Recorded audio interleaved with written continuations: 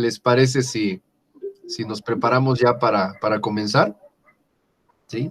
Pues sí. Muy bien. Bueno, vamos a comenzar con una oración. Creo que ya a todos les ha tocado orar, ¿verdad? Ya sería la segunda vuelta. Hermano Jonás. Yo creo que faltan los que no están, los que no han ya, llegado. pero hacerlos orar va a estar difícil. Hermano Jonás, por favor, si nos dirige en una oración. Amén. Santísimo Dios y Padre nuestro, te agradecemos, Señor, ese tiempo que tú nos permites tener. Gracias porque pones en nosotros, Señor, el apartar este tiempo, Señor, para poder aprender. Aprovechando, Señor, estas tecnologías que has dado, que has permitido, aprovechando estos medios, Señor. Lejos en presencia, pero cercanos en tu Espíritu Santo, Padre. De tal manera, Señor, que te rogamos que en ese mismo poder y gloria, Señor, tomes en esta hora los labios de nuestro pastor Mauricio, Señor, para que cada palabra, cada idea, cada oración, Señor, que sale de su boca, sean conforme a tu voluntad, conforme a lo que tú has dejado, Señor, que hable el Espíritu Santo, Señor, y no él. Gracias, Padre. Ayúdanos a ser receptivos. Ayúdanos, Señor, como dice tu palabra, a acercarnos más para escuchar que para hablar. Gracias, Padre, te damos por estos momentos, por los que estamos reunidos y por los que se añadirán, Señor, en el transcurso de esta transmisión. Te agradecemos, Padre, por todo, porque nos parece a nosotros, Señor, que es una gran bendición y oportunidad ser enseñados, redarguidos y corregidos, Señor, en nuestro camino. Te agradecemos en el nombre de Jesús. Amén. Amén. Y amén. Amén. Gloria a Dios. Bendito sea el nombre del Señor. Muy bien. Pues hemos estado hablando de muchas cosas a lo largo de todo este tiempo que llevamos el estudio, y pienso yo que han sido de bendición. La verdad es que estudiar la palabra es interminable, porque no solamente hay cosas que tenemos que conocer en cuestión de doctrinal, a como lo ve la iglesia actualmente, sino también la parte histórica, antropológica, cómo lo hacían y por qué lo hacían en la antigüedad. Y si a eso le agregamos la parte de traducciones, y bueno, eso es impresionante, ¿no? Nuestros 66 libros de la Biblia tocan tantos temas que verdaderamente es una grande bendición, es una enciclopedia más que un solo libro, ¿no? Pero en fin, ahora, en las semanas anteriores empezamos a meternos a la cuestión de los ministerios, ¿sí? Y de los ministerios hablamos de los apóstoles, de ahí nos pasamos a los profetas. Y en el caso de los profetas, bueno, nos hemos tomado bastante tiempo en revisar, porque el aspecto profético implica una muy buena parte de la Biblia. Si ustedes observan en la Biblia, pues hay muchísimos libros que tienen partes proféticas. Más bien serían unos cuantos los que no tienen una parte, un contenido profético, ¿no? Entonces, pues allí tendríamos nosotros que revisar bastante al respecto de este tema, porque una y otra vez la profecía tiene que ser algo que tenga que ver con la iglesia de hoy. Pero obviamente las congregaciones que pues se han aletargado, se han adormecido y no han querido considerar la presencia, la manifestación franca de Dios en este tiempo, pues como que lo dejan al pasado, ¿no? Entonces allí nacerían dos formas de ver la profecía, una como algo actual, algo que está presente, algo que se da en las congregaciones, algo que está vigente en la Biblia, y la otra, que sería la visión del ya se acabó, ¿no? De eso fue. Entonces, pues sí, hubo profetas, ya no los hay. ¿Sí? Hubo dones en la iglesia, ya no los hay. ¿Sí? Entonces son dos perspectivas, y yo francamente prefiero, porque es más bíblica, ¿verdad? La que opina que todo está presente en la iglesia. Pero sí necesitamos revisar, sobre todo en el caso de hablar de ministerios, algunas cosas como los alcances. Porque, por ejemplo, en el caso de los profetas, el problema que estamos teniendo hoy en día es que se han levantado muchos que se dicen profetas y que tienen en común decir, hablar a la iglesia, toman ciertas formas de comunicación y, bueno, impactan. Pero de eso a que sean de parte del Señor, bueno, en realidad allí tenemos que ser muy cuidadosos, ¿sí? Entonces, así fue como empezamos a revisar todo lo referente a los profetas. Y nos encontramos por allí 4 aspectos que vienen contenidos normalmente cuando se habla de profetas y de profecía bíblica. Entonces, pues hablamos de un don profético, hablamos de un ministerio profético, hablamos de una unción profética y hablamos de un manto profético, ¿sí? Y si somos verdaderamente francos, mis hermanos, solamente el don profético o don de profecía y el ministerio de profecía, de profeta están en la Biblia. El manto profético y la unción profética son cosas que de alguna manera se han extraído, sobre todo del Antiguo Testamento, pero que no tienen precisamente un porqué, sino que solamente son como que doctrinas actuales, ¿sí? Cuando estuvimos estudiando de los apóstoles, estaba yo revisando los distintos testimonios de algunos hermanos y me encontré por ahí un comentario de Armando Alducin, y no nada más de él, sino de muchos otros hermanos que pues, son considerados doctores, ¿no? Ya saben, también ahí se reparten doctores como si hubiera dulces para los niños.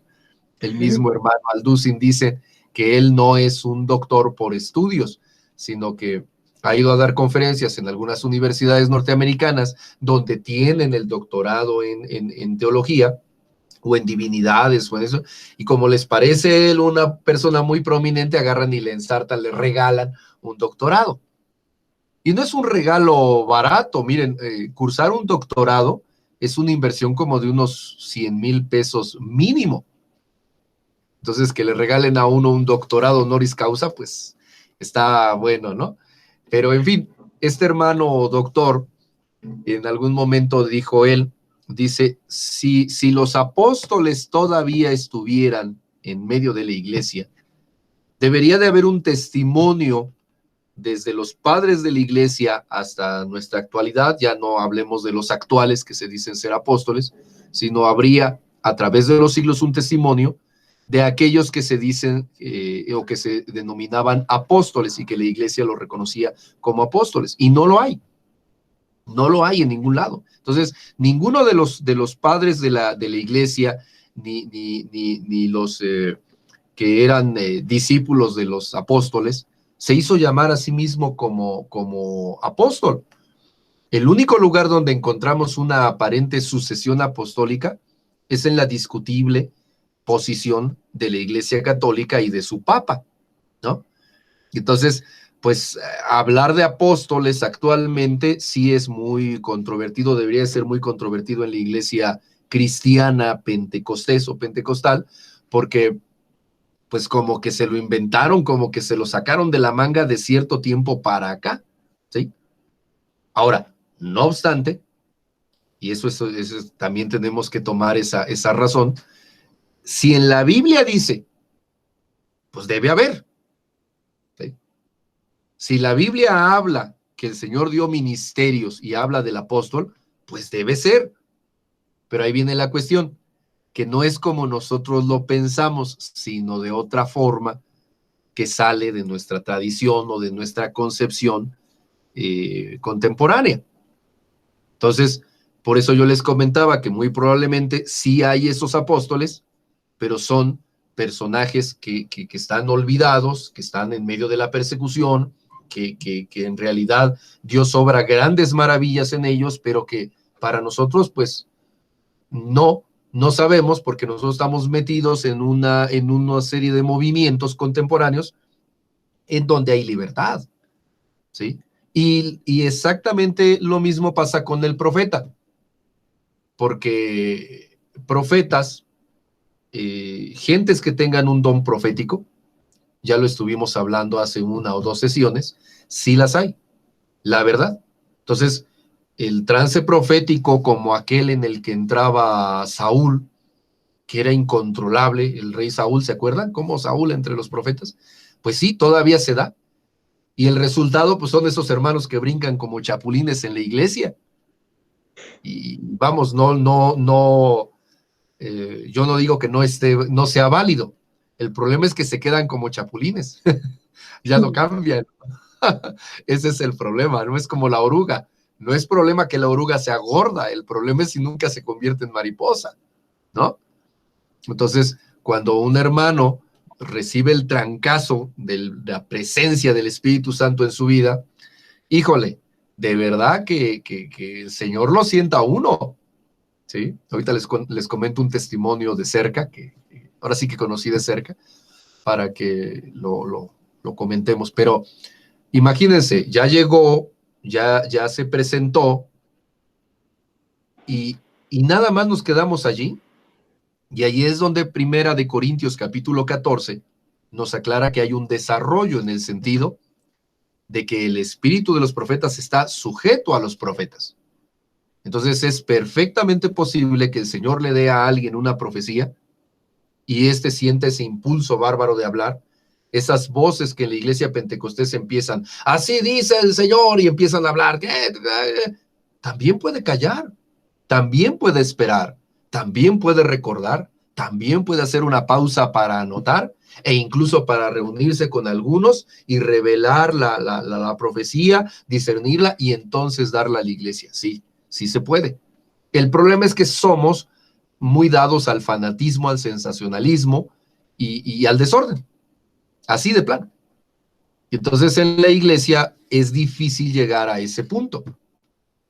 Por eso, una de las primeras cosas que nos sucede en la iglesia es que cuando llegamos a estudios serios al respecto de cierto asunto, estos hermanos que tienen estos dones tan vistosos, ¡zum!, desaparecen.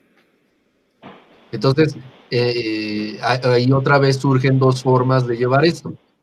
Nosotros podemos conseguirnos a una persona que hable de escuelas de profetas al estilo de Morris Cerullo, no sé si ustedes lo llegaron a ver, y gente suramericana que ustedes saben que ellos hablan con gritos y el Señor híjole, pues yo creo que si no acaba uno con el milagro de resolver su sordera, el milagro es inverso y queda uno sordo en esas sesiones, ¿no? Pero una persona de esas puede dar un curso a gente que siente el llamado, entre comillas, que tiene un poco el don de profecía, y lo único que les enseñan en realidad es a darle vuelo a la hilacha. Sería difícil encontrar a alguien que tenga verdaderamente las cosas centradas. Lo mismo pasa en la liberación, ¿eh? Ahí es donde a veces se confunde si vamos a liberar al endemoniado o vamos a espantar al demonio a gritos, ¿no? Porque mucha gente cree que correr al demonio, la autoridad consiste en quien grita más fuerte. Pues, no, nada que ver. Y ahí es donde empezamos a vivir experiencias diferentes en cada momento. En el caso de los profetas, uno de los golpes más fuertes que nosotros podemos darnos cuenta que está sufriendo la iglesia es que de repente tenemos montones de profetas.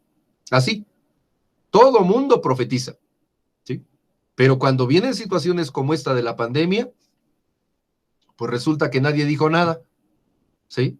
Entonces, si ustedes cuentan a los grandes profetas de este tiempo, que si Benny Hinn, que si Cash Luna, que si, bueno, no sé, ya hasta se me olvidan los nombres de que no los quiero yo ni siquiera recordar, pero nadie dijo nada de esto, nadie, ¿sí? Mejor se escucha en la voz profética en pequeño, en una congregación, como pasó en Shekinah, ¿sí? Que el Señor le dio una palabra a nuestro hermano Alejandro, él la dice a la iglesia, ¿sí? Pero el hermano no se levanta el cuello y dice, yo soy el gran profeta, ni voy a las naciones. No. ¿Sí? Porque la Escritura dice, ¿sí?, que nosotros tenemos que ser fieles en lo poco y el Señor nos pondrá en lo mucho, ¿no? ¿Sí? Es diferente el proceso. Entonces, tenemos que ser muy cuidadosos allí porque, regresando al punto de los profetas, estas dos vertientes de manto profético y de unción profética han sufrido como conceptos un abuso muy grande al respecto de la opinión sensacionalista de lo que es un profeta, ¿sí? Por eso la semana pasada yo les decía que la cuestión del manto profético lo tenemos que tomar con mucha sabiduría, porque si ustedes revisan, pues el único que transmite el manto profético de esa forma, ¿sí? Y de hecho no dice que fue su manto profético, porque tampoco nos dice que el manto haya tenido alguna capacidad en especial, quizás simbólica, ¿sí? Pero el manto no se movía solo. No sé cuántos de ustedes han visto la película actual de Marvel Comics, El Doctor Strange. Se las recomiendo, a mí me encantan porque son sumamente fantasiosas, pero el Doctor Strange tiene una capa que se mueve sola, que hace lo que se le da su gana. ¿Sí? Si el doctor quiere ir para allá y la capa quiere ir para acá, pues lo jala y se acabó, ¿no? Tú vienes, en fin. Pero el manto de Elías no era sí, de Elías no era así. Simplemente era un manto, ¿sí? Ahora, debe de haber alguna situación pues, que desconocemos, pero tampoco se replica a toda la iglesia, ¿sí? Piensen ustedes que si fuera de ley que el manto fuera un símbolo, el Señor hubiera mandado en el Nuevo Testamento, ¿sí?, que sus ministros, a lo menos los apóstoles, usaran un manto, ¿sí? Y aunque sabemos que Pablo tenía un capote y, por cierto, lo dejó en Troas, no sabemos si lo recuperó, ¿verdad? Dice que lo mandó traer de Troas, ¿sí? Pues no, nadie dice el manto de Pablo ni nada de eso, no, no, no, no. Corresponde más bien a una tradición llena de sincretismo y de fetichismo, el pensar en el manto como un objeto de bendición en sí mismo. Piensen en la Iglesia Católica, que si el manto sagrado, que si la sábana santa, que si la corona de espinas, que si los clavos del Señor Jesús, o sea, todo lo metieron allí, ¿sí? Entonces, pensar ahí en un momento de esta forma tiene que hacerse con mucho cuidado, ¿sí? Porque hablar de un manto profético como lo están hablando en la actualidad, que viene un hermano ministro y ordena a otro y ya le retransmite y todo, me parece más ad hoc a Marvel Comics que a la Biblia, ¿sí? En fin, habría que irlo checando. Mi hermano Jorge. Sí, yo considero que eso que está diciendo está, o sea, es muy válido. Y de hecho, así que todo lo que está en la Biblia, muchas de las veces no quiere decir que no exista en la actualidad, ¿no? En este caso, como los dones o todo esto, sino que yo creo que lo que no hay que generalizarlo, ni tampoco hacerlo doctrina, ¿no? O sea, incluso sí, los milagros también, la forma en que Jesús hizo los milagros, pues no quiere decir que ya siempre, no sé, si alguien le enjuaga el lodo y le va a poner, pues, y ahí es el problema, que lo hacen doctrina, o sea, lo hacen igual lo del manto, ¿no? O sea, no quiere decir que no exista, sino que no lo hagamos doctrina. Lo de los apóstoles puede ser, y creo que quedó claro, por lo menos en estos dos ministerios, bueno, por lo menos a mí, que una de las características es que se va a mantener como que en la humildad del no reconocimiento ¿no? Así de la es. persona. Entonces, yo con eso quisiera a lo mejor intervenir en el aspecto de que por eso no ha habido en estos años, ¿no? Porque mucho de lo que tenemos nosotros en nuestra idiosincrasia, en nuestra mentalidad, viene de la Iglesia Católica. Y nos han metido esa idea, ¿no? Esas ideas de que tú eres de esta manera y si eres apóstol vas a tener un rango mayor, sino que en la iglesia, en la Biblia nos dice que todos somos iguales. Pero no, pero como acá hay rangos, hay que está el obispo, que el cardenal y que el sagrado papa, o no sé cómo le dicen. O sea, todo tienes como rangos, ¿no? Entonces, todo eso como que nos lo metimos en la cabeza y es difícil para nosotros, ya como dice usted, ya que nos adentramos y estudiamos más a fondo la Biblia, nos damos cuenta de esos errores, pero así superficialmente nos podemos ir con la finta, ¿no? De decir, no, pues sí, tienes razón, tú eres más porque eres apóstol, o tú eres más porque eres pastor, o porque eres tal persona, ¿no? Porque tienes un ministerio y los demás pues, están abajo, ¿no? De ti. Entonces, más bien como que es nuestra idea, es la idea, ¿no? Pero no quiere decir que con eso vamos a tachar todo. Pues si tú dices que eres profeta, yo pienso que otra de las características del profeta es eso, ¿no? O sea, que habla de que tiene una relación con Dios porque le habla, ¿no? Y no quiere decir que le va a estar hablando en el momento solamente cuando estamos congregados o del servicio, sino porque él en la semana, en su diario vivir, él se mete con Dios y se mete al secreto de Dios, ¿no? Yo así lo entiendo más el profeta, y no lo veo el profeta el que está anunciando, porque eso hace que piense que es más, ¿no? O sea, es atractivo porque es visto, ¿no? Igual los de la alabanza, ¿no? Muchos se pierden porque son vistos y ya parece que se les sube se pierden en el piso, ¿no? Como se llama. Entonces, pues yo creo que la característica de cualquier ministerio, no sé si los demás va a ser lo mismo, pero pienso que es eso, ¿no? Que no tiene que ser tan visto para que no te creas, ¿no? A lo mejor.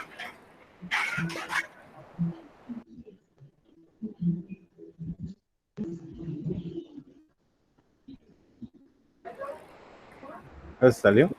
Se fue el profesor. Perdió su señal un momento, yo creo. Sí, pero bueno, eso es lo que yo pienso de todo esto. No sé qué opinen. Pues lo decía el hermano Mauricio la semana pasada, ¿no? Que Dios es el que le da pues a un creyente el ministerio, el don, y pues los demás se lo reconocen, ¿no? Sabiendo que viene de Dios sin necesidad de estarse levantando el cuello o estar haciendo cosas para darse a conocer, a que lo vean, que lo reconozcan, ¿no?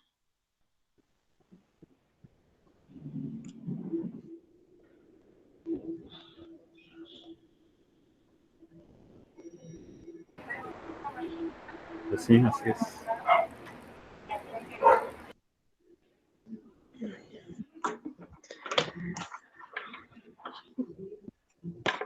Y yo creo que eso es parte de la humildad que el Señor busca en sus hijos. Jesús mismo lo dijo.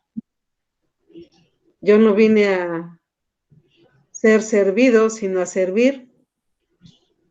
Y Él era el Señor, bueno, es el Señor. Y pues eso, yo creo que es una de las principales características de los hijos de Dios. Primero que nada, la humildad. Y bueno, pues podemos ver que en todos esos que se anuncian, no sé si alguna vez les ha tocado a ustedes ver que anuncian a alguien y hasta ponen como la bocina, ¿no? El profeta, no sé quién, y ahí se aparece ahí como si estuvieran anunciando a un artista, ¿no? Sí, de entrada ahí te habla de algo, ¿no? De la persona, cómo es.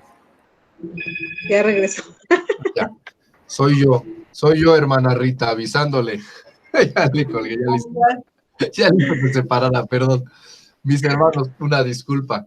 El internet que falló aquí se fue, pero ya volvió. Lo bueno que ustedes se quedan adentro, se quedaron en el salón. Bueno, nosotros mientras ya estamos platicando aquí la clase. Eso es lo bueno, bendito sea el Señor. Pues sí, yo me quedé precisamente con el comentario del hermano Jorge. Y miren, hay dos cosas que están sucediendo en paralelo en la iglesia, fíjense. Por un lado, la incredulidad.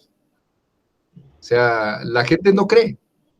Y los hermanos de las iglesias, les llamamos históricas, de plano desechan por completo los dones y las manifestaciones del Espíritu. Pero del otro lado está la extrema credulidad. en donde nos creemos todo, ¿sí?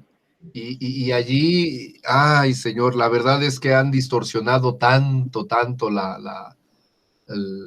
pues la palabra y el seguir al Señor, ¿sí? Entonces, ahorita lo que estamos tratando nosotros de hacer es de caminar justo en donde el Señor nos habla. Y tenemos que tener los ojos muy abiertos porque de repente se lleva uno varias lecciones muy interesantes. Miren, les quería yo platicar de dos testimonios. Ninguno de los dos tiene que ver con profecía, pero bueno, son interesantes porque son de manifestaciones. El primero de ellos es un testimonio que yo escuché del papá de mi cuñado, el hermano Alfredo. Él ya partió con el Señor hace ya varios años, pero él nos platicó su testimonio y me llamó mucho la atención una situación muy curiosa acerca de cómo el Espíritu Santo impacta.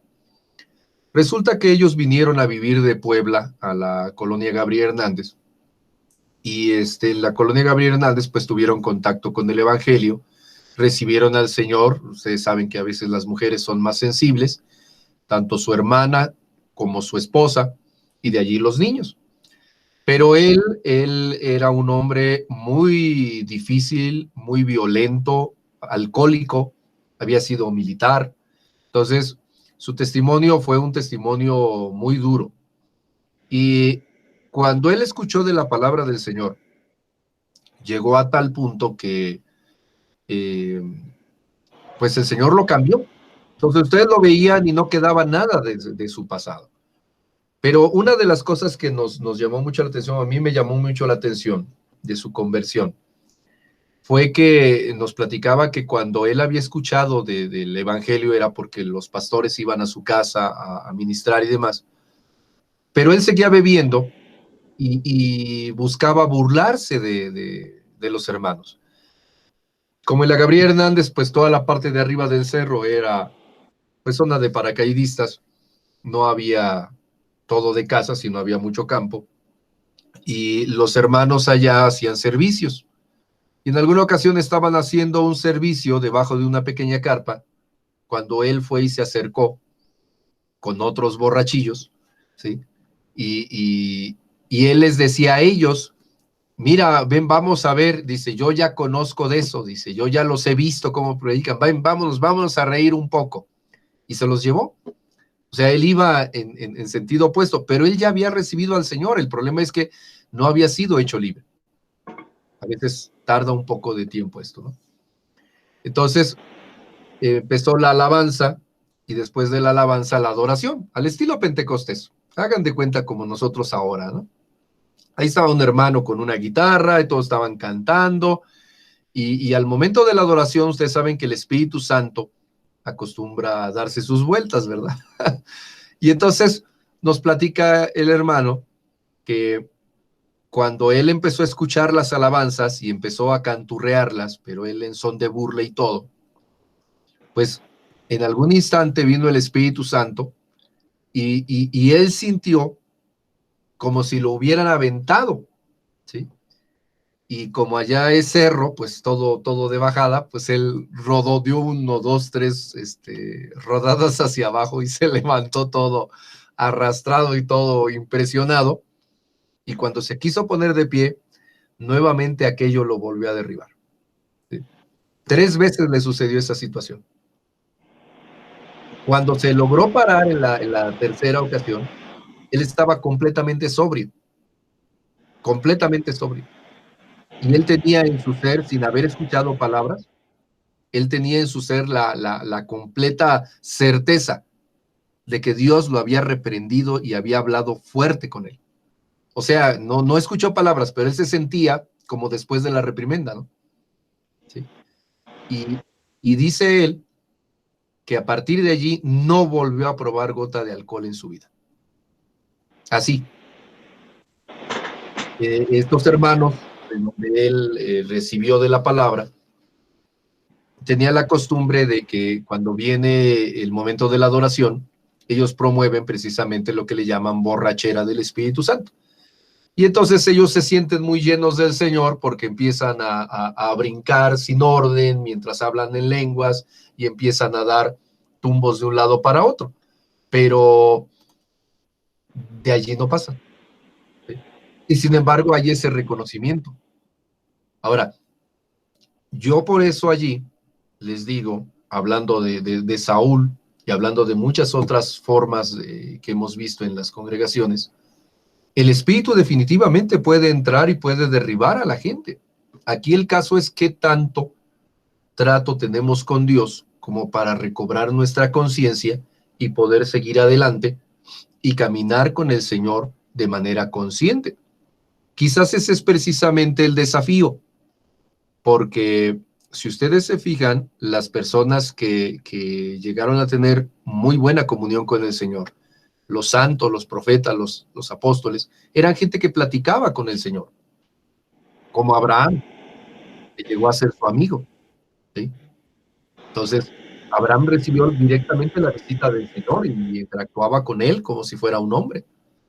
Entonces, es un grande privilegio, pero yo creo que a eso debe de aspirar toda la iglesia, no solo unos cuantos. Y el problema que estamos teniendo, pues es que solo unos cuantos estamos pensando en eso, ¿sí? Y a lo mejor otros estamos pensando simplemente en el emocionalismo, ¿no? Entonces, es como en los conciertos, pues todos los chicos quieren gritar, todos quieren brincar, todos quieren hacer. Entonces, si el músico y la música lo da, pues ellos están allí brincando como chapulines y lo de menos es si es en el nombre del Señor Jesús o se trata de algún grupo profano, que hay de profanos a profanos, ¿no? Podría ser quizás Queen o Black Sabbath incluso, ¿no? En fin. Y el otro testimonio que les quiero compartir es un testimonio que vivimos mi esposa y yo, también allá en la Gabriel Hernández, cuando fuimos a visitar a una hermana, y la hermana pues tenía problemas porque se enchamucaba, ¿no? Entonces la hermana se endemonió, empezó a gritar, ustedes saben cómo son esas manifestaciones, y pues la verdad es que nosotros no estábamos muy enterados del caso, solamente estábamos comenzando a visitarla. Pero pues lo que hace uno es cubrirse con la sangre del Señor y pues a reprender al demonio, ¿no? Pero sí era una situación bastante difícil y recuerdo que un vecino, que después nos enteramos que era familiar de este matrimonio, le habló por teléfono a otro hermano, ¿sí? E incluso le acercó el teléfono a la hermana para que el hermano reprendiera al demonio por teléfono. En fin, transcurrió una serie de cosas. El caso es que la hermana ya se calmó, ya empezó a estar más tranquila y todo, pero aquellos hermanos, los del teléfono, vinieron. Entonces, creo que estaban a 2 colonias o 3 colonias de distancia. El caso es que vinieron. Y pues la verdad, tuvimos la oportunidad de presenciar un nivel de autoridad en cuestión de liberación que nunca habíamos visto, ¿sí? Siempre cuando entra uno a cuestiones de liberación hay un estire y un afloje ahí medio fatal, ¿no?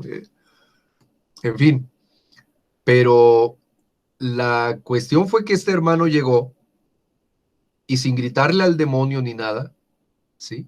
Tomó autoridad sobre de él, ¿sí?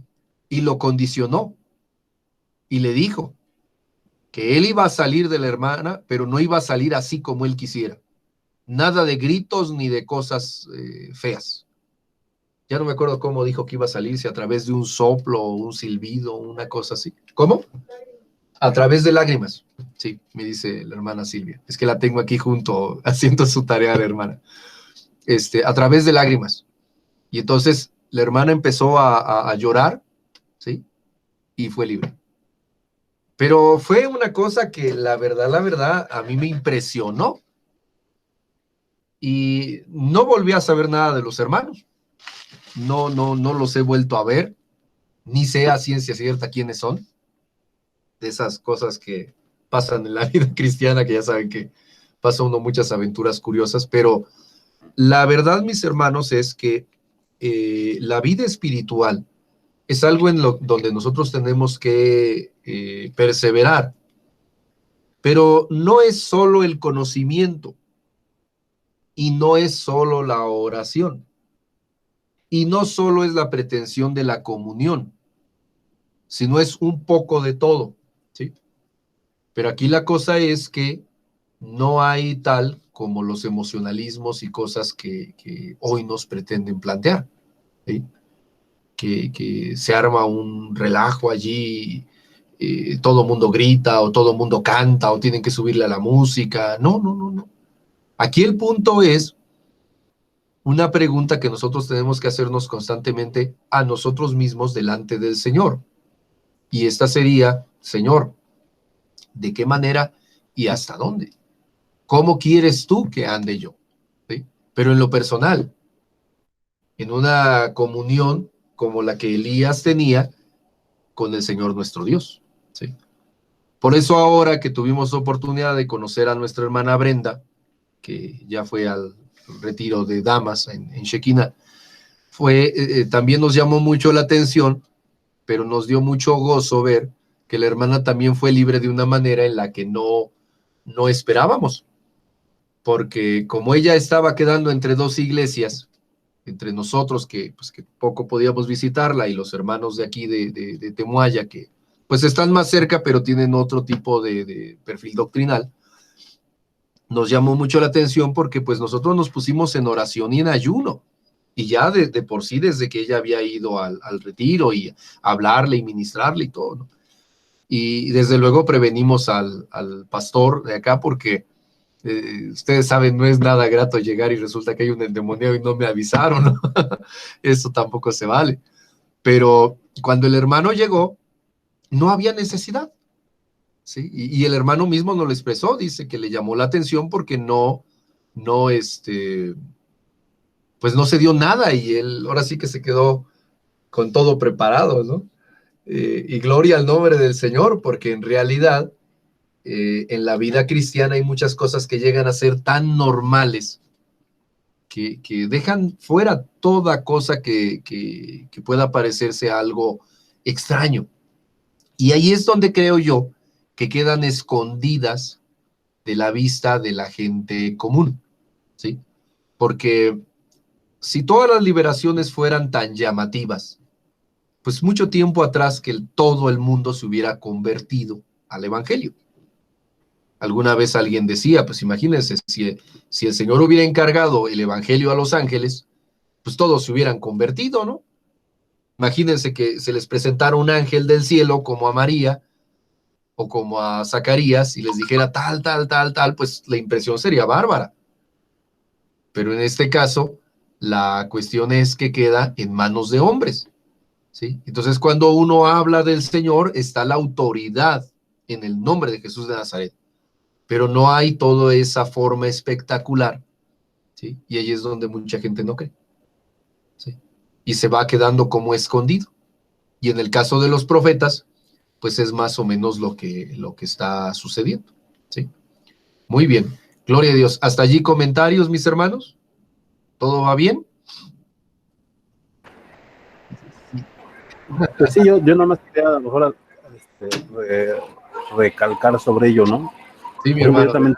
yo también tengo testimonios Amén. de cómo al principio de que conocía yo al Dios, pues yo tenía muchas de manifestaciones, no del mal, ¿no? Sino, o sea, me refiero a cosas que veía, ¿no?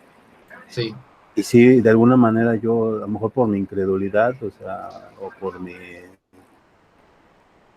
forma de pensar muy científica, de querer demostrar, pues Dios a través de ese tipo de manifestaciones empezó a hacer que yo creyera, ¿no? Porque era muy incrédulo, yo no sé. Entonces, pero yo con lo que me quedo de lo que, a lo mejor de todas estas semanas que se ha estado platicando de eso, también es con otra cosa que nos dice que no nos tenemos que quedar así, porque yo al principio sí veía cosas, sí tenía manifestaciones, y siento que las necesitaba, ¿no? Para creer, pero ahora, pues precisamente no las necesito, por eso quizás ya el Señor ya no las tengan, ya no las viva tanto, ¿no? Pero Sí. entonces, con eso quiere decir que quizás en lugares donde siempre hay gente nueva, pues se va a ver más ese tipo de manifestaciones que en lugares donde a lo mejor están basadas en otro tipo de cosas, ¿no? Entonces, sí hay, porque hay muchos lugares donde pues, siempre está habiendo gente nueva, gente que está siendo liberada, todo eso pues va a haber, y pienso que cada iglesia tiene o cada congregación puede tener su misión diferente, ¿no? Cierto. Entonces, por eso no debemos de decir, pues aquellos que son muy tradicionales no creen, pues alguna cosa Dios les puso ahí, ¿no? No quiere decir que con eso Dios no esté ahí, pero hay otras donde pues hay mucha gente nueva, entonces puede ser esto, ¿no? Que se dé más este tipo de manifestaciones o de tanto manifestaciones de milagros como manifestaciones del maligno, ¿no? También en liberación. Entonces yo pienso que eso es la diferencia, ¿no? Pero como decía hace rato, así como para que se agarre de copiar y decir, pues como ahí pasa y aquí también tiene que pasar, pues no. Así es. Pero tampoco como en decir entonces no es cierto o no existe, porque pues yo muchas veces las viví, ¿no? O sea, incluso eso que dicen desde que se caen, yo también, a mí yo lo viví, ¿no? O sea, yo sentí una fuerza que hace que te caigas, pero pues fue hace tiempo, ¿no? Entonces, no por eso, yo por eso no puedo decir, pues no existe o no es cierto, pero no hay que hacerlo, como decía hace rato, no hay que hacerlo doctrina, que, pues entonces tiene que ser de esa manera, ¿no? Así es. Sino sí, que pues, así que cada congregación o cada tipo, incluso tiene hasta su propio, no sé, como que cierto perfil que Dios usa, ¿no? Pues tú eres a lo mejor una congregación donde siempre se va a ver manifestaciones. Y yo, de alguna manera también yo estoy muy acostumbrado a ver ese tipo de cosas y hay otros lugares donde pues solo se basa en la enseñanza, ¿no? Y a lo mejor esos, a lo mejor muchas veces no van a creer ni siquiera en los milagros. Y no quiere decir con eso de que no esté Dios ahí con ellos, ¿no?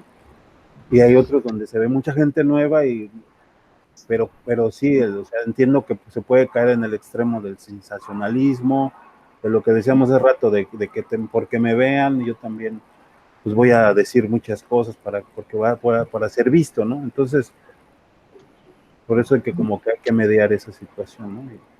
Y a lo mejor tomar como que Él nos corresponde a nosotros como iglesia, ¿no? O sea, que de todo eso, sí, Dios nos llama, ¿no? No porque en aquella sucede, yo también va a suceder aquí, ¿no? Ese es el comentario.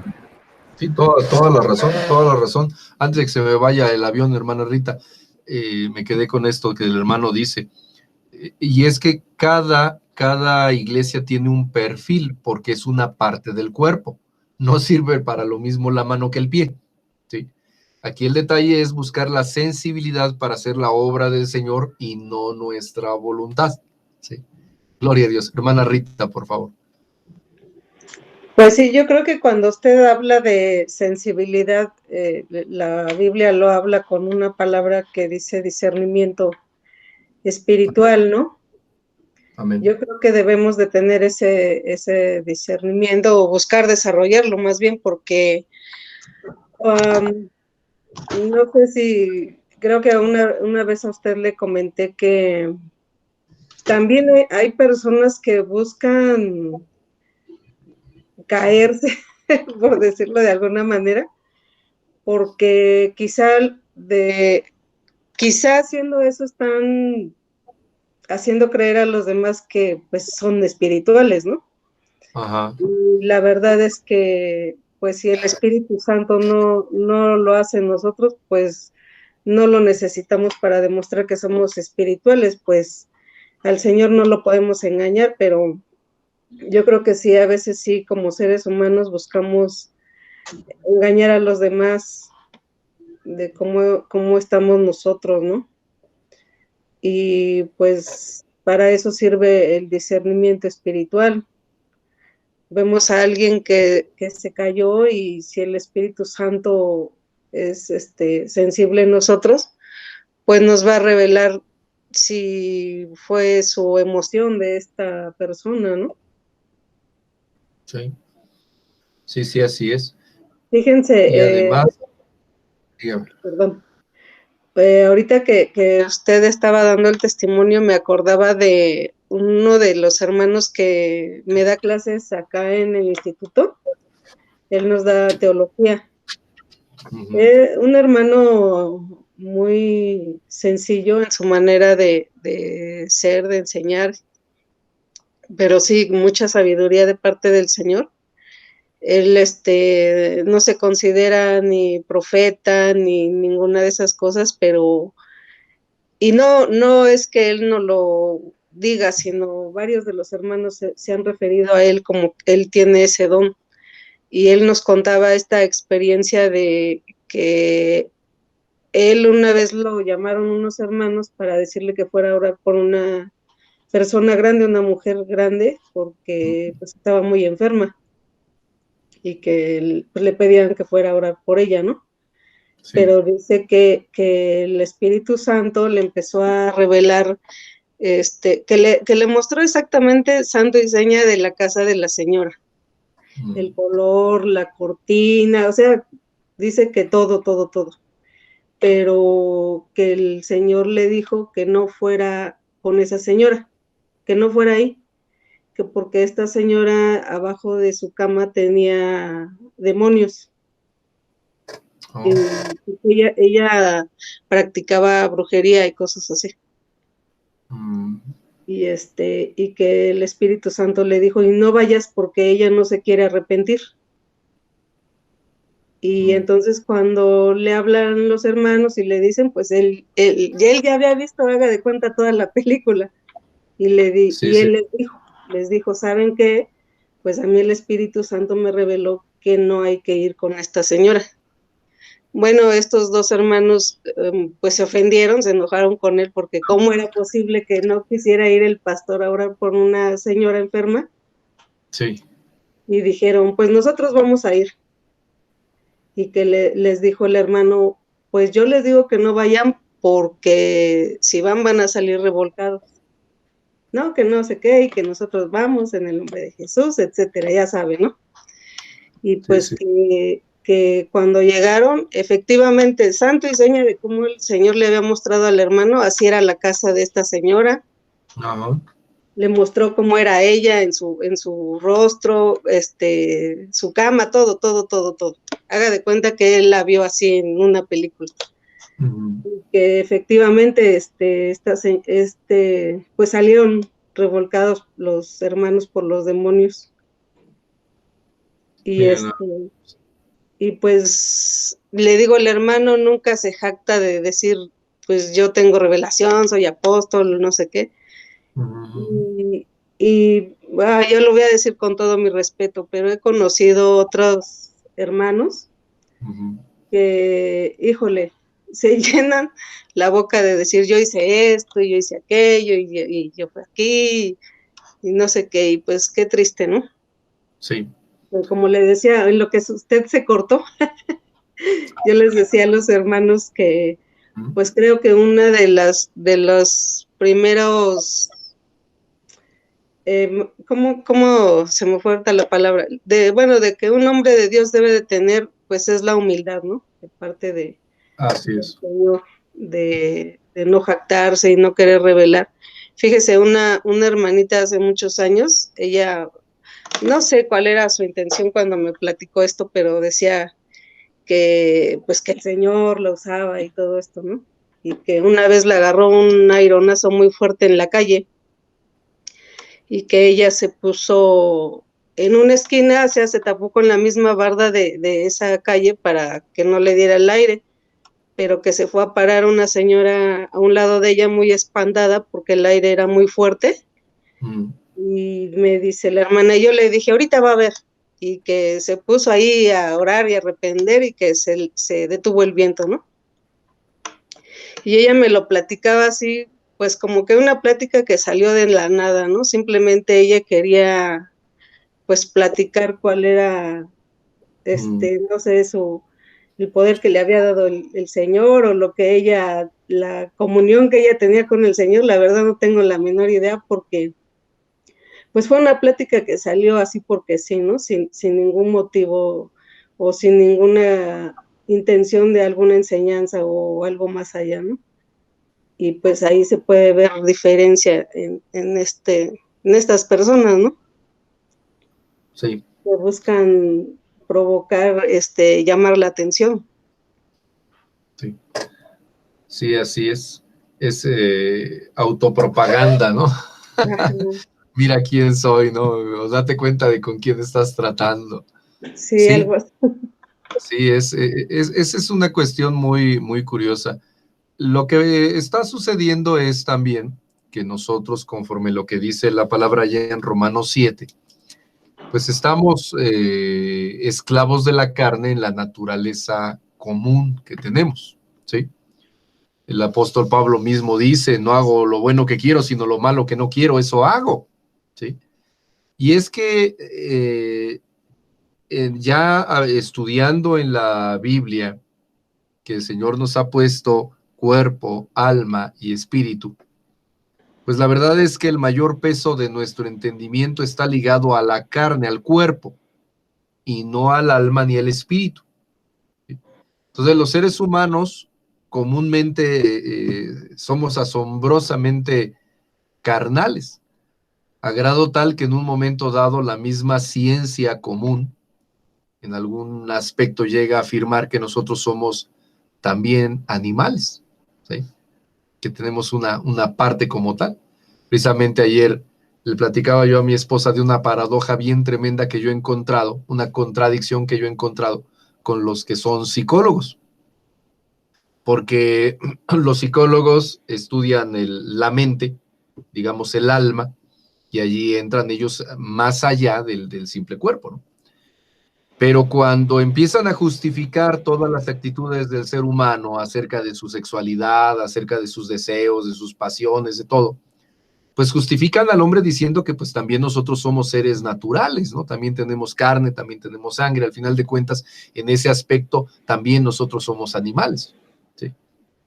Pero la contradicción, la paradoja, entra en que cuando uno se sienta a platicar con ellos, y les pregunta a uno acerca de un animalito, por ejemplo, un gato, un perro, que si los animales sienten, tienen sentimientos, la mayoría de ellos dicen no, no, los animales no piensan, los animales no sienten, simplemente reaccionan en consecuencia a un impulso, ¿sí?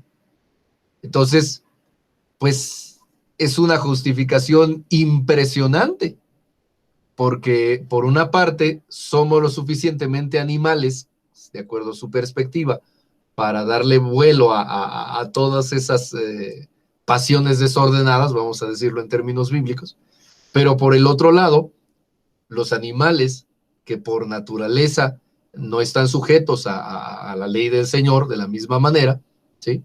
Resulta que ni siquiera sienten, ¿sí? Entonces, es contradictorio porque si los animales no sienten, nosotros al ser animales tampoco sentiríamos, ¿sí? Entonces es una vuelta completa que le dan en los argumentos a las cosas, ¿no? Entonces, ¿qué es lo que está sucediendo? Que al final de cuentas nosotros como cristianos, como creyentes, ni siquiera como cristianos, sino como creyentes, ¿sí? Porque alguno podría afirmar de que el cristianismo es una corriente histórica, no, como creyentes, ¿sí? Al final de cuentas, tenemos un compromiso de una búsqueda de una vida en otro nivel que sería el espiritual y que incluso trasciende al alma hasta llegar al espíritu. Y por eso el apóstol Pablo dice que los que somos los espirituales, pues acomodamos lo espiritual a lo espiritual, ¿sí? Pero para el que no lo busca o no lo quiere entender, pues simplemente son fenómenos y ahí es donde nos asombra ver que la gente prefiere creer en fantasmas que en Cristo. La gente prefiere creer en demonios que en Cristo. Sí. Por ahí pasaron en Facebook una hojita donde decía que tal situación la dijo un filósofo y qué sabio, ¿no? La dijo un filósofo chino muy antiguo, ¡ay, qué profundo!, ¿no? Y lo dice la Biblia, no, es puro religión, eso no sirve, eso. En fin, pero nosotros nos damos cuenta que ahí es donde opera precisamente el enemigo y la carnalidad del hombre, ¿no? Entonces, lo que hace el Señor es darnos algunos elementos físicos para poder recordar, ¿sí? Y ahí es donde la religión judía, ¿sí? Que más que religión judía debería ser religión hebrea o tomar otro nombre, porque pues judía sería a partir de que se dividen los dos reinos. Ustedes se acuerdan de la historia bíblica, Judá e Israel. Los de Judá pues siguen una religión judía y los israelíes tienen o israelitas tienen una mezcolanza entre las naciones donde están ellos rodeados y el creer la fe en Dios. Entonces son algo parecido a los judíos, y así es como llegan a ser los famosos samaritanos, ¿sí? Gente mezclada. Nosotros en ese sentido también allí lo vemos, porque al final de cuentas nosotros estamos en medio de todas las naciones y hemos recogido en nuestro andar muchas cosas. Pero ¿qué fue lo que el Señor nos dejó originalmente? Y ahí es donde nosotros podemos empezar a darnos cuenta de muchos símbolos muy interesantes, como las famosas filacterias, ¿sí? Que son esas trenzados con una porción de la escritura en la mano que utilizan los varones judíos para poder orar, ¿sí? Pero ya vistos desde la religión, echan a perder todo sentido. ¿Por qué? Porque los judíos afirman que los gentiles, como nosotros, no deberíamos de ocupar esas cosas. Tampoco las mujeres, solamente los hombres judíos. Entonces, toman el símbolo y al momento de apropiárselo lo destrozan, ¿sí? Y una cosa similar pasa precisamente con el manto, ¿sí? Los mantos bíblicos son mantos flecados que el Señor les dio al pueblo de Israel, ¿sí? Son muy particulares de los varones del pueblo de Israel en todos los tiempos, pero no son particulares del profeta. No son particulares del profeta. Ahora, vistos desde la perspectiva del creyente actual, pues ahora parecería ser un objeto muy específico, ¿sí? Yo me encontré en internet, lo voy a volver a buscar porque lamentablemente lo perdí, un estudio de corte pentecostés donde habla de que hay varios tipos de manto profético y que cada manto depende del tipo de profecía o de profeta que lo porta. Y nos habla de profetas vestidos de rojo, de verde, de amarillo, como los tamales, ¿no? De chile, mole y pozole, ¿no? Pero habrá tamales de pozole, ¿no? De rajas y de todo eso, ¿no? Pero aquí lo fantástico es que sí, cita estos pasajes del profeta Elías, cita la transmisión del poder a Eliseo, o sea, pero cuando empieza a hablar de los colores, empieza a tomar citas bíblicas que no tienen nada que ver, nada más hablan del color, ¿sí? Entonces, están tratando de justificar lo injustificable, ¿sí? Y entonces ahí es donde entra lo interesante de saber qué es lo que el Señor nos propone, ¿sí? Quiero compartirles ahorita en la pantalla una publicación de un grupo judío ortodoxo. Son judíos que, pues ellos llevan muy, ¿cómo le diré? Recalcitrante la cuestión de su religión, ¿no? Ya ven la presentación. Dice aquí, ¿qué son Tzitzit y Talit? Creo que la hermana Rita que nos está viendo en celular le va a costar un poquito más de trabajo, pero bueno, no se preocupen, lo vamos a ir leyendo. Cita números 15, 38 al 39. A ver, búsquenlo por favor en sus Biblias para que lo tengamos en nuestra propia versión. Porque el pueblo de Israel actual no usa la versión Reina Valera. ¿Sí? Números 15, 38 al 39. Hermana Rita, ¿lo puede leer, por favor?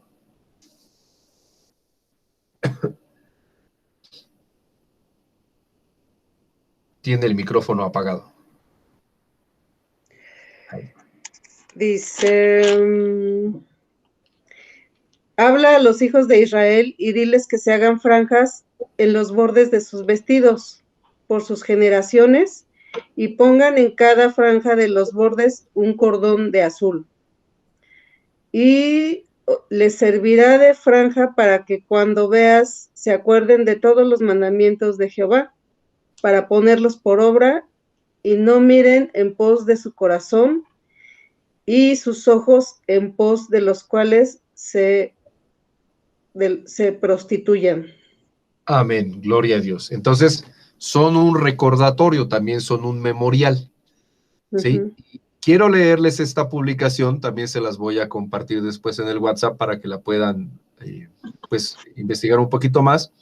Y están hablando exclusivamente judíos ortodoxos. Dice, la mayoría de la gente no piensa del judaísmo como una religión de franjas. Sin embargo, ese es nuestro uniforme e insignia de honor, nuestro recordatorio diario de quiénes somos y para qué estamos aquí. 4 flecos colgando de las franjas de nuestras ropas. En la antigüedad debíamos colgar los flecos de las franjas de los mantos de 4 puntas que eran parte del guardarropa diario de la gente. Hoy los hombres y niños judíos tienen 2 formas de cumplir con esta mitzvah o mandamiento cada día. A. Durante la plegaria, envolviéndose en un talit o en un manto, dice talit gadol o gran manto, es el gran chal de oración con franjas que se usa durante las plegarias matutinas. B, usando un pequeño poncho, sí, como un delantal, talit katán, literalmente pequeño manto. Para la mayoría de nosotros es adecuado que esté bajo la camisa. Uh-huh. Los flecos de las franjas son los llamados tzitzit. Sus cuerdas y nudos son la representación física de los 613 harás y no harás de la Torah. O sea, el mandamiento, ya sea positivo o negativo, ¿no? Esto es así. Cada letra del alfabeto hebreo tiene un valor numérico correspondiente. El valor numérico de las 5 letras que forman la palabra hebrea tzitzit suman 600. Si sumamos 8 cuerdas y 5 nudos de cada fleco, es un total de 613 mandamientos. O sea, que el varón judío lleva en sí mismo un recordatorio de esos 613 mandamientos. Usar tzitzit, dice, es una señal de orgullo judío. Los judíos siempre tuvieron una forma de vestirse que los distingue de la gente de las tierras en que han vivido, aun cuando esto significara exponerse al peligro y la violencia. Por gracia de Dios, hoy la mayoría de nosotros vive en tierras en las que somos libres de practicar nuestra religión sin tales temores. Hoy vestimos nuestro uniforme judío con orgullo y con la cabeza en alto. La Cábala enseña que el talit es una metáfora de la luz trascendentalmente infinita de Dios. Las franjas aluden a la luz divina inmanente que permea cada elemento de la creación. Al usar un talit gadol o un talit katán, el judío sintetiza esos 2 elementos y los hace una realidad en su vida. Entonces, los mantos flecados, y aquí aparece una imagen, no lo tiene puesto, sino lo tiene como colgado en el hombro, ¿sí? Es verdaderamente parte del uniforme del judío. Hay 2 comunidades judías con las que nosotros nos relacionamos como mexicanos. Son el tipo de judío que nos vamos a encontrar en la calle. Unos son los llamados jasídicos y los otros son los llamados sefardíes, ¿sí? La diferencia en la forma de vestir es muy interesante porque comentaban los sefardíes que el jasídico es un poco exhibicionista. Normalmente los jasídicos son los que tienen el sombrero negro, las barbas crecidas, todo esto, ¿no? Pero la gente de la comunidad jasídica o hasim, lo que hacen es usar el delantal, ¿sí? Y las barbas quedan completamente por fuera, ¿sí? Entonces, uno puede darse cuenta que se trata de un judío, no solamente por el sombrero, la ropa negra, etcétera, sino porque el delantal queda completamente a la vista. Pero los sefardíes, que ellos comentan que en realidad este es un mandamiento para ellos, para que ellos recuerden, no para recordarle al mundo, no, sino para que ellos recuerden, lo que hacen es usarlo como una especie de camiseta. Entonces, es el mismo delantal corto que se ponen, por eso le llama ahí en el escrito que es un poncho, se lo ponen encima, y las barbas, pues esas las fajan en el interior de su pantalón. Entonces, no se ve. Pero si uno fuera a un lugar, por ejemplo, a hacer deportes o lo que sea, y tiene uno junto a un varón judío y él también se cambia la ropa, se vería que debajo tiene su talit. ¿Sí?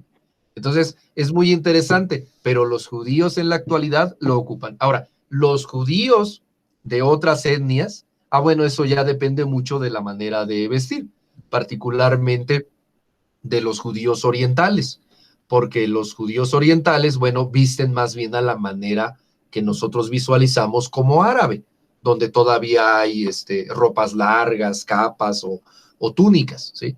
Pero con los que nosotros interactuamos son los hasídicos y los que les dije ahorita, sefardíes, ¿sí? Entonces, realmente es algo bastante difícil de visualizar, o apenas se ven esas pequeñas tiritas con nudos que sobresalen de su ropa, ¿sí? Ahora, este es el vestuario que todo judío ocupaba.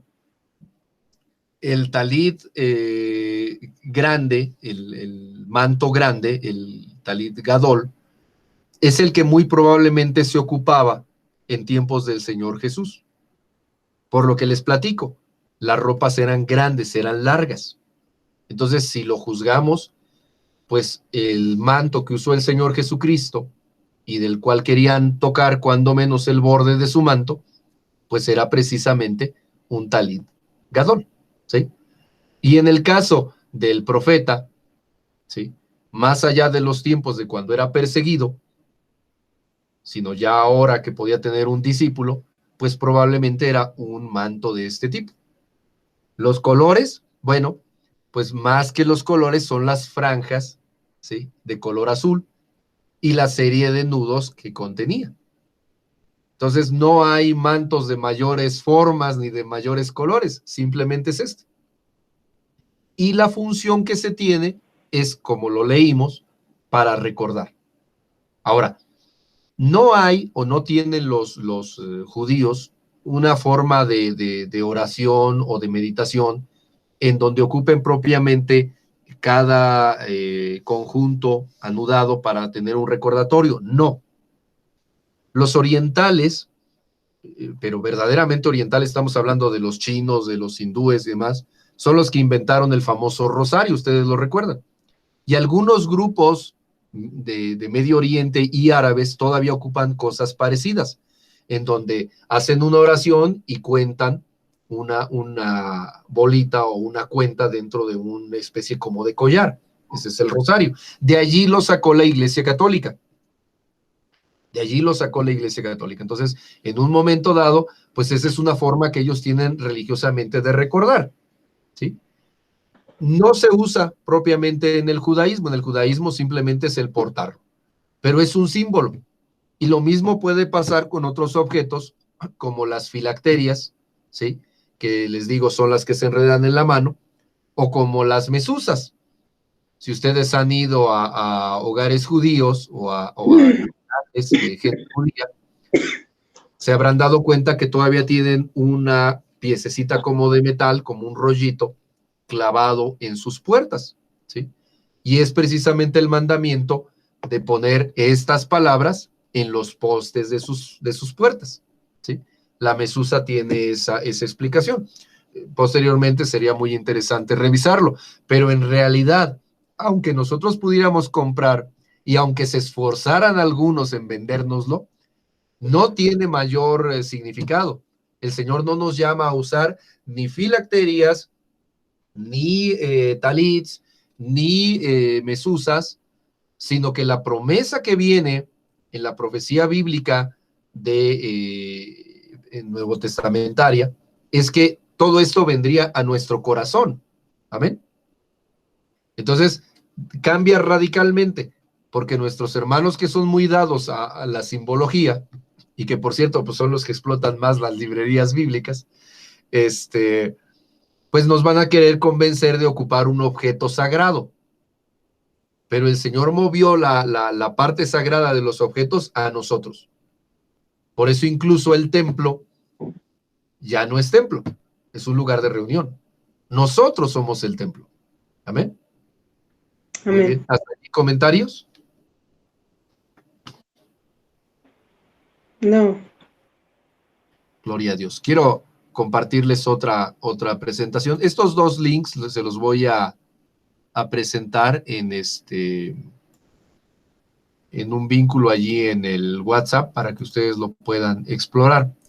Este otro me llamó mucho la atención porque tiene un chiste al inicio. Habiendo leído lo que es el talit, el tzitzit, todo esto, dice aquí, Jaime llama a la tintorería y pregunta cuánto sale limpiar un manto. Imagínense, pues, ¿a dónde se lleva un manto? Pues a la tintorería, ¿no? 500 pesos, contesta la voz en el teléfono. Lleva su talit a limpiar y cuando viene a retirarlo se encuentra con que le quieren cobrar 1,000 pesos. ¿No me habían dicho que salen 500 pesos? Preguntó. Sí, pero ¿tiene idea cuánto tiempo nos llevó desatar todos los nudos que tenían esos flecos? Ay, Dios mío. Bueno, en fin, el infarto que le habrá dado al pobre Jaime, ¿no? Sí. Tan sagrado que le deshicieron su manto. Ok, muy bien. En este otro artículo es de una comunidad judía en Uruguay, ¿sí? Entonces son judíos, pero son latinos. Así que hay cosas muy interesantes. Pero bueno, comienza diciéndonos, entre los símbolos más religiosos del judío están sin duda el talit y los tzitzit. El talit, el manto que se usa siempre en los momentos del rezo, es también usado como parte de las mortajas con las que se viste al cuerpo en preparación a su espera a la resurrección. Fíjense qué interesante. Una de las fotos más conmovedoras y simbólicas del Holocausto es, sin duda, del judío envuelto en su talit y tefilín rodeado por un grupo de nazis que lo mira con burla. Contrastan esa foto, la de los soldados de la IDF envueltos en sus talitot, ¿sí? Y tefilín a la sombra de sus tanques. Las IDF son las fuerzas de defensa israelí. Entonces ahora todos los soldados, déjenme decirles que están equipados con sus elementos religiosos, porque ellos oran, ¿sí? Ni hablar de los millones de hogares judíos que exhiben fotos de sus hijos y nietos envueltos en su talit y tefilín en ocasión de su bar mitzvah. Pero, ¿qué es exactamente lo que representan los talits y los tzitzit? Los tzitzit. Al final de la lectura bíblica de Shelach, la Torá, o sea, el Antiguo Testamento, la ley, nos encomienda atar flecos en las puntas de nuestras prendas. Y serán para ustedes, tzitzit, flecos, lo verán y recordarán a todos mis preceptos y los cumplirán, y no se desviarán detrás de sus corazones y detrás de sus ojos, detrás de los cuales suelen desviarse. Números 15:39. Nuestros sabios relatan que dio origen a este precepto una conversación entre Moisés, Moshe, y Dios. Dios, dijo Moshe al Todopoderoso, le diste tantos preceptos al pueblo judío, ¿cómo se supone que van a recordarlos todos? Tienes razón, Moshe. Les daré un precepto más. Tzitzit, por medio de los cuales lo recordarán. ¿Sí? En fin, entonces empieza aquí a hablarnos acerca de la equivalencia numérica y de todas las funciones de los preceptos que tienen. Nuevamente nos habla del talit katán, del talit gadol, que si es el chico, que si es el grande, y desde luego el enfoque cabalístico, ¿sí? La cábala es un libro antiguo del pueblo judío. Ellos son estupendos con los números. Entonces, en algún momento, durante el medievo, los sabios judíos elaboraron un compendio de escritos que hablan de numerología al respecto de la parte de la Biblia de ellos, o sea, de la Torá, del Antiguo Testamento, del Tanaj, ¿sí? Y entonces, pues, leer y estudiar la Cábala, pues es extrabíblico totalmente, ¿no? Pero también ronda en otra forma de fetichismo, porque pues ahora resulta que cada palabra de la Biblia tiene un significado aparte del significado textual, ¿sí? En fin, es otra de las cosas que nosotros tenemos que tomar con mucho, mucho cuidado. Hay varios libros. Yo, por ejemplo, adquirí con descuento, gracias a un buen amigo, un libro del Zohar. ¿Sí? Es un librote gordo, grueso, como una Biblia, y está escrito completamente en hebreo. No entiendo nada. Para algo servirá. Pero tengo dentro de mis posesiones una versión del Zohar, ¿sí? Y está relacionado con algunos pasajes bíblicos, porque afortunadamente las 2 o 3 palabras que tiene en español, bueno, no las tiene en español, sino en hebreo transliterado al español, menciona los nombres de la Biblia en hebreo. Y bueno, pues ahí es donde se puede uno más o menos dar cuenta. Pero todos esos libros, la verdad, quedan aparte para el cristiano, ¿sí? Deberíamos de poder leerlos con la madurez suficiente para sacarles algo de provecho sin influenciarnos. Pero ahí es donde tenemos el problema. Si ustedes han tenido la oportunidad de leer los libros que se conocen como deuterocanónicos o los llamados apócrifos, se van a dar cuenta que son libros semibíblicos, que tienen aportaciones históricas, que pues algunas son verdaderas alucinaciones de alguien, ¿sí? Y cuidado, porque en un momento dado, pues podríamos influenciarnos e irnos, desviarnos. Tenemos que conocer primero la Biblia y ya después de todo lo demás, ¿sí? Y lo mismo, cuidado con andar leyendo libros como el de Enoch, ¿sí? E incluyendo al libro de Mormón, ¿sí? Que después de conocer un poquito más de mormonismo, se da uno cuenta que sí hay algo atrás. No es solo una historieta que alguien elaboró, no. Sí hay algo atrás, pero lamentablemente no dirige hacia Jesús, ¿sí? Entonces, pues allí tenemos que apelar a la parte bíblica. A nosotros como pueblo no judío, no nos fueron sostenidos estos mandamientos en el Concilio Apostólico de Jerusalén. No tenemos mandamiento de usar ni talits, ni filacterias, ni mesuzas, ni ningún otro tipo de objetos.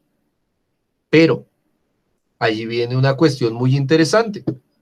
Vamos a hablar de educación, de pedagogía.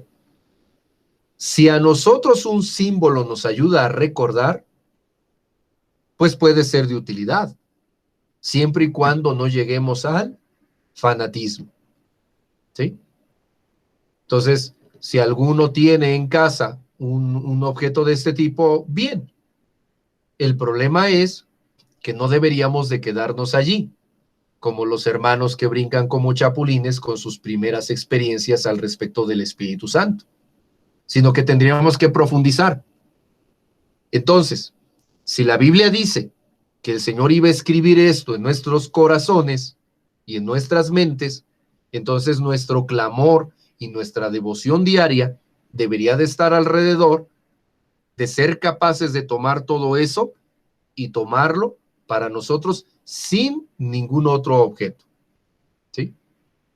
Y ahí es donde viene la prueba tremenda para un cristiano, porque si el cristiano es flojo para estudiar y no puede memorizar las tablas, las de multiplicar, pues mucho menos las tablas de la ley, ¿no? ¿Sí? Entonces, allí tenemos nosotros que ser muy juiciosos, porque sí, la vida del cristiano tendría que ser una vida de estudio y de esfuerzo más fuerte, como para incluso no necesitar de todo esto, pero porque sabemos que el Espíritu está en nosotros. Y ahí es donde viene la parte, vamos a decir, sobrenatural, misteriosa, incluso podríamos decirle paranormal, en donde, pues ustedes lo saben, de repente estamos compartiendo de la palabra, ¿sí? Y cuando el Espíritu Santo está sobre de nosotros y nos está respaldando, parecería ser que alguien nos está leyendo aquí en un chícharo como los actores en el noticiero y nos está diciendo tal verso y tal verso y tal verso. Y sin embargo hacemos un examen de la dominical y no sabemos nada. ¿Sí? Pasamos en blanco. Pero viene el Espíritu Santo, híjole, y es otro estilo. Entonces, por ejemplo, en las prédicas, ese es, ¿no? Alguna vez me han preguntado a mí qué estilo de homilética practico. Y bueno, pues la verdad es que humanamente hablando me tengo que quedar callado, porque yo preparo mi estructura conforme lo he aprendido en teología, pero quizás la forma es una homilética abierta al Espíritu Santo, porque está uno dando una palabra y si en ese momento al Espíritu Santo, ¿sí? Él es el que lleva todo, se supone que para eso oramos, ¿no? Señor, llévanos, que tú danos, pues tenemos que darle lugar. Si el Espíritu Santo llega y te dice, mira, háblales de esto, pues se quedó atrás la estructura que preparaste y hablas de lo que el Señor te dijo, ¿verdad? Pero esa parte ya va más allá de los símbolos. Entonces, todo esto de las filacterias y demás, pues ahora como que al cristiano ya le queda corto, ¿sí? Por eso nuestros hermanos mesiánicos o promesiánicos tienen esa dificultad, que todos son símbolos. Ya saben, que si traigamos candelero, que si volvamos a ocupar la kipa, que si pongamos en nuestra casa una mesusa, que si no comamos esto, que si no comamos lo otro, pero al final de cuentas, ¿qué pasa con la persona, no? ¿Sí? Y pues es responsabilidad de cada quien llevarlo. Aquí el problema lo vamos a tener porque nuestra vida en conjunto como iglesia, pues al final de cuentas, pues sí tiene que haber ciertas reglas claras, porque si de repente un hermano llega y usa cierta cosa, pues todos se van a soltar usándolo porque el hermano lo usaba, ¿no? Entonces el día que un hermano que tenga don de profecía se le ocurra llevar un talit gadol, porque pues es profeta, ¿no? Le profetizaron que iba a ser profeta y se le ocurre llevar eso, al rato vamos a tener venta de eso, pero con ganas, ¿sí? Lo que me recuerda el comentario de que allí en República de, déjenme acuerdo cómo se llama, es Isabela Católica, ya para llegar a Avenida Izazaga, hay una tienda de artículos religiosos judía. Y a mí me gusta muchísimo el judaísmo, me llama mucho la atención y entonces cada vez que paso por allí trato de echarle un ojo, ¿no? Y hay cosas, tremendas, ¿no? Que la verdad me gustaría tener. Y me detengo de tenerlas para no caer en cosas raras, ¿no? Pero tienen shofares y tienen algunas porciones o libros bíblicos en hebreo y tienen los sombreros estos que usan los rabinos, ¿no? O sea, tienen montones de cosas ahí. Pero, ¿qué creen? Que también venden panderos y también venden de estas, ¿cómo le llaman? Las banderillas que se usan para las danzas. Heraldos, estandartes. Heraldos, estandartes, exactamente, ese es el nombre cristiano, literalmente. Pero, ¿qué creen, mis hermanos? Que yo creo, yo pienso, me alcanzo a dar cuenta que en esas tiendas compran más los cristianos que los judíos. Porque los judíos son un puñito de gente en medio de una gran nación.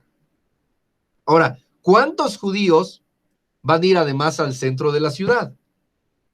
Pues quizás solo los que tengan comercios allí. Pero los evangélicos pentecosteses y de restauración, híjole, llenan el Estadio Azteca cada vez que se les ocurre. Entonces, pues hay que pensarlo a la manera del pueblo judío, que además es muy bueno para las finanzas, ¿no? Hay que vender, hay que vender. ¿Y qué dice el cristiano? Pues hay que comprar, así que ahí se empalma muy bien y se vende todo eso. Pero es otra vez un acto de mercadotecnia, no de espiritualidad, ¿sí? Entonces es bueno conocerlo, es bueno saberlo, incluso podemos admirarlo, pero tenemos que tener siempre pues nuestros límites, ¿no? El famoso Talit Gadol, a mí me llamó muchísimo la atención cuando leí la forma en la que lo ocupan, porque ese manto lo tienen sobre los hombros y al momento de hacer la oración lo despliegan y se lo ponen sobre la cabeza. Pero el propósito es que en sus sinagogas, cuando ellos están orando de manera individual, a pesar de estar rodeados de más gente, el manto les sirva como de una cobertura para no distraerse. Entonces, ellos no ven a derecha ni a izquierda y por lo tanto no juzgan al prójimo. Solamente ven lo que tienen enfrente, que en este caso puede ser una porción de las escrituras o puede ser la filacteria misma, ¿no? ¿Sí?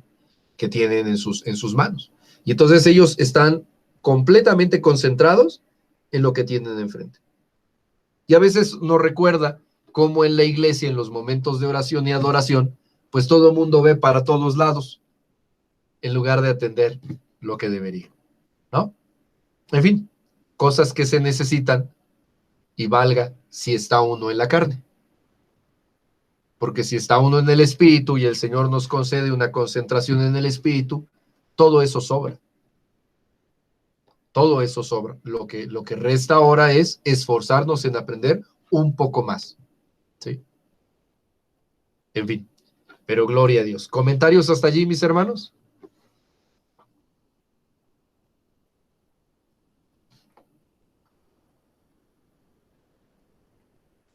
No, pues yo también lo que encontré es lo que usted dice, el símbolo que para ellos representa. Por ejemplo, yo aquí encontraba, dice, es una señal de cobertura espiritual o cobertura de parte de Dios. Y para ellos, pues también representa que cuando lo usan, quiere decir que sí quieren obedecer los mandamientos del Señor. Y como usted decía, dice, ellos tienen, no me acuerdo muy bien la cita, pero dice que en ellos, en el Señor harán su habitación. Y dice, creamos un espacio de concentración y entendimiento para hacer una conexión profunda con nuestro Creador en el tiempo de oración. Amén. Y lo que decía usted acerca de los flecos, ¿no? Que para ellos es un recordatorio de los 613 mandamientos. Y como usted dice, es para todos, no nada más para los profetas, para todos los varones. Así es. Así es. Y ahorita que comenta usted eso, hermana Rita, ha habido unos verdaderos zafarranchos en la explanada del templo allá en Jerusalén, donde está el muro, porque algunas judías, mujeres sí, pero como que más modernas, vamos a decir, hoy se me olvidó el nombre, liberales, ¿sí? No solo tienen rabinas, sino que reclaman ahora en la igualdad de hombre y mujer el derecho a usar filacterias y a usar talits.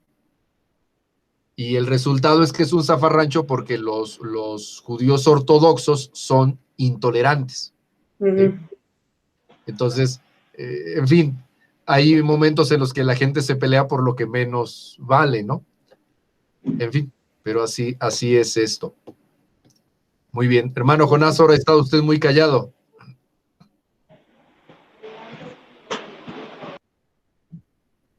Aprendiendo, pastor. Aprendiendo y como decía al principio de la oración, acercarme más para oír. Gloria a Dios. Qué bueno, mi hermano. Bendito sea el Señor. Antes de que se me vaya la idea porque el tema está relacionado. Nosotros como cristianos a veces somos demasiado condenatorios con algunos símbolos que los católicos ocupan, ¿sí? Nosotros sabemos que no debemos de caer en la idolatría, pero tenemos nosotros que ser algo tolerantes, porque recordemos que el pueblo católico en sus bases es cristiano, ¿sí? La idea de traer el catolicismo a México y a las tierras nuevas fue cristianizar. El problema es que el cristianismo que se trajo fue un cristianismo mestizo, mezclado, vamos a decirlo así, un cristianismo samaritano, ¿sí?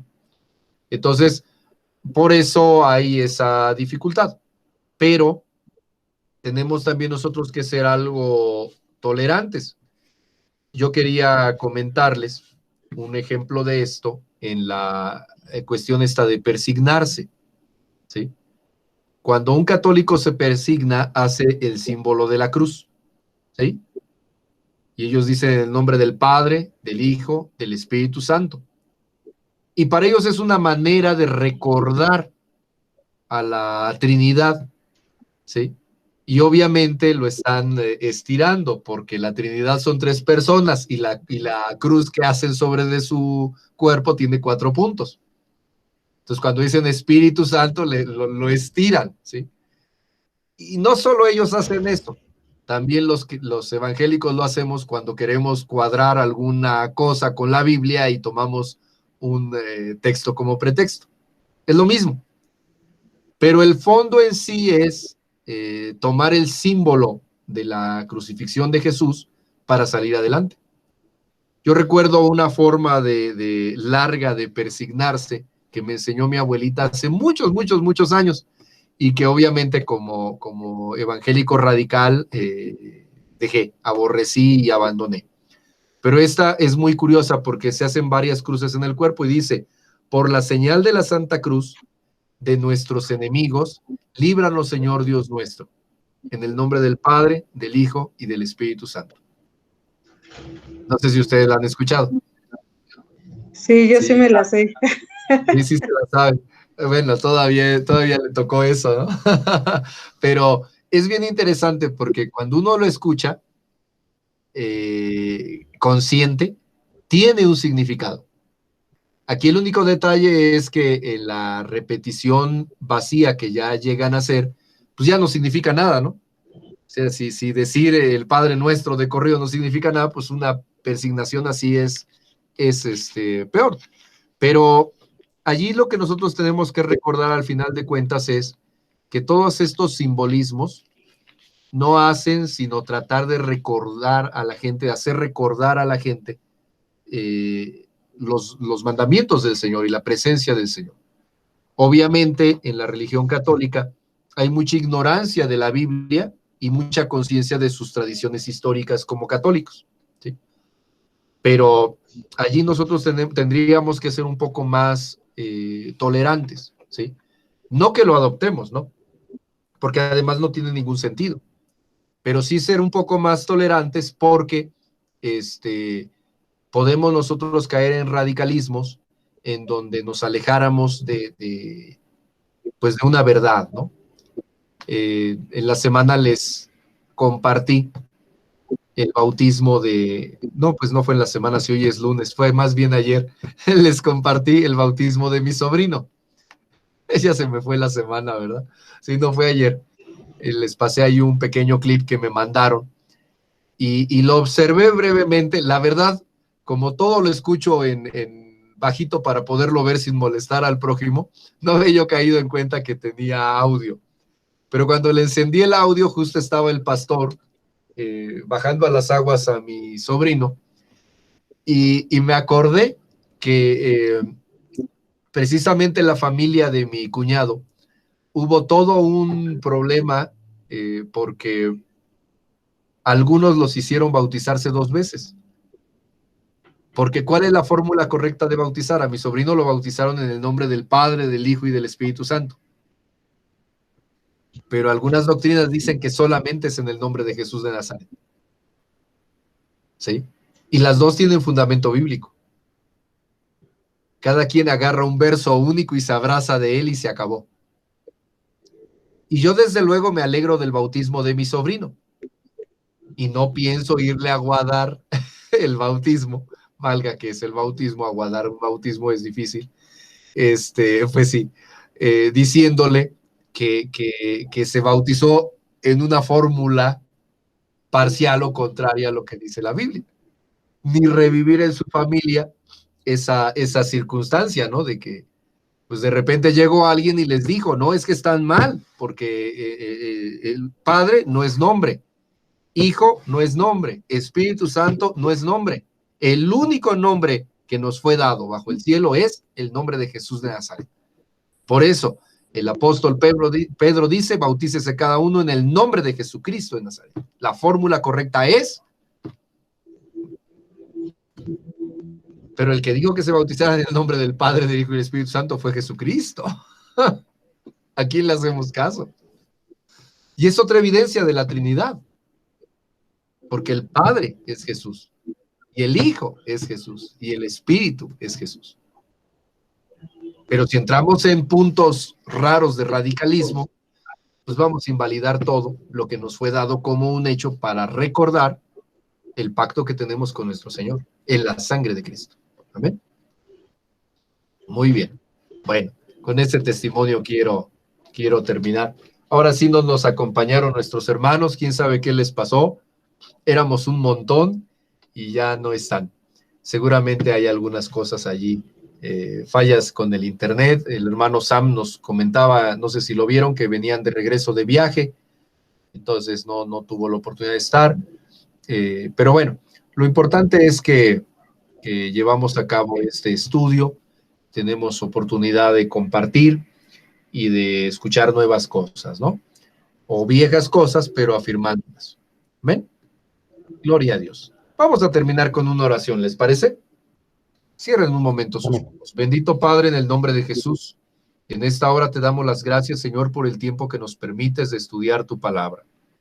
Mira, Señor, hablamos de muchas cosas, pero lo principal va a ser cuando tú, con tu Espíritu Santo, nos traigas a la memoria y en el corazón lo que hemos de hacer en los momentos más importantes de nuestra vida, que es en los momentos en los que vivimos normalmente, Señor. Porque ahí no hay tiempo de recordar un estudio, simplemente de reaccionar y hacer. Por eso te pedimos que pongas en nosotros el discernimiento suficiente para vivir como cristianos francos, como cristianos sinceros y no como religiosos.